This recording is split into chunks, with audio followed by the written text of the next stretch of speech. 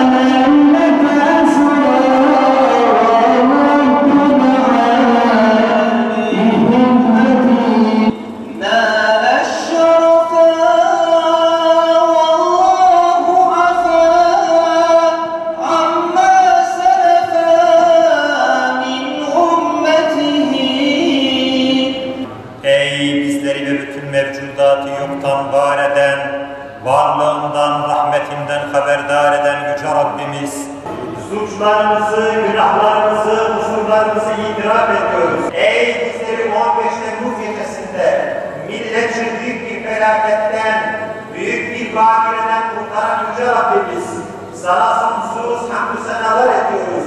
15 Temmuz 2 yıl önce hain bir şekilde ülkemizi karartmaya, devletimizi bölmeye, parçalamaya kalkan insan kılığına girmiş. Maalesef bizim şerefli ordumuzun o üniformasını, ay yıldızlı üniformasını sırtına geçirmiş hainlere karşı müthiş bir mücadele neticesinde çokça şehit vermekle birlikte epey gazi, yaralanan kardeşimizi yaşamakla birlikte devletimizin geleceğini korumuş olduk bütün bir millet olarak. Biz de burada o geceyi unutturmamak adına, o yaşananları hiçbir zaman gelecek nesillere akıllarından çıkartmamak adına devletimizin yapmış olduğu programları Siirt'imize de devam ettiriyoruz. Burada şehitlerimizi andık. Sadece 15 Temmuz şehitlerimiz değil, tarih boyunca büyük milletimizin şerefli bütün şehitlerini burada andık dualar eşliğinde.